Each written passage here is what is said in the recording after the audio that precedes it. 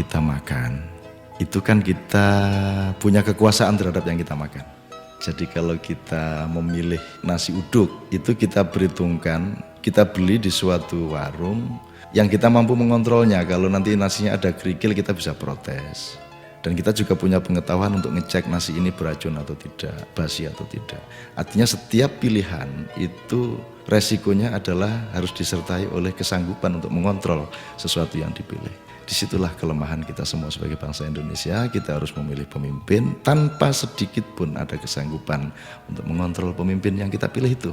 Bahkan lebih dari itu, bukan hanya tidak sanggup mengontrol, kita bahkan tidak punya pengetahuan yang mencukupi sama sekali mengenai sesuatu yang kita pilih. Kita tidak tahu caleg ini sebenarnya kualitasnya bagaimana, hidupnya bagaimana, istrinya berapa, akhlaknya bagaimana, kita nggak tahu sama sekali. Bahkan tokoh-tokoh yang terkenal pun rakyat tidak tahu.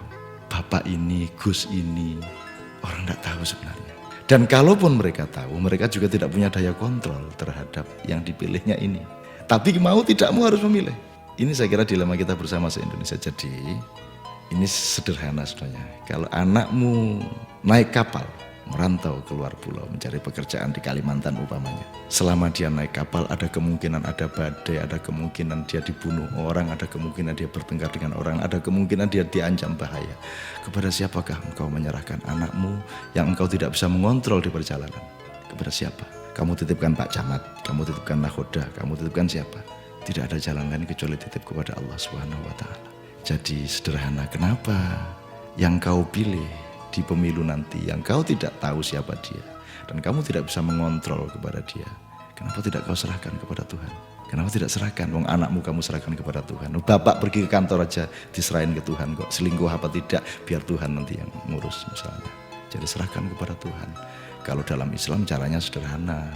Nanti kalau tidak milih, nanti kalau berdoa supaya bangsa kita sejahtera, Tuhan mengejek juga lah, kamu tidak milih aja sekarang minta bangsamu sejahtera.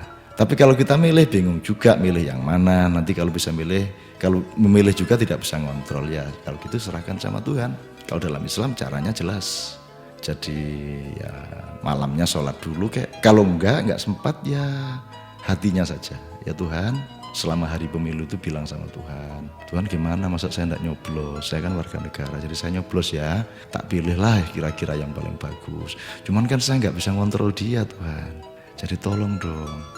Ini saya nyoblos satu ini, setelah saya coblos, saya pilih, saya serahkan sama Engkau wahai Allah.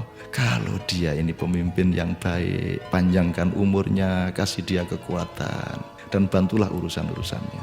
Tapi kalau yang aku pilih ini ternyata pengkhianat, penjilat, penindas rakyat, dan sama sekali tidak punya cinta kepada kami yang di bawah. Mbok dilaknat cepet dikasih tindakan Tuhan.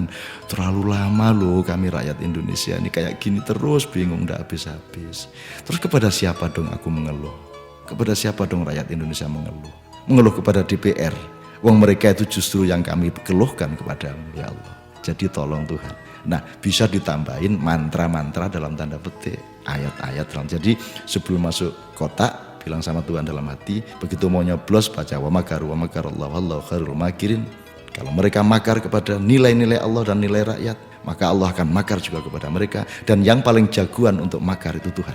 Kalau mereka khianat kepada rakyat, berarti mereka khianat kepada Tuhan, maka Tuhan juga akan makar kepada mereka. Wallahu khairul makirin, jejak bunyi 3 kali baru dicoblos. Nanti kalau dia khianat, dia sakit kudis.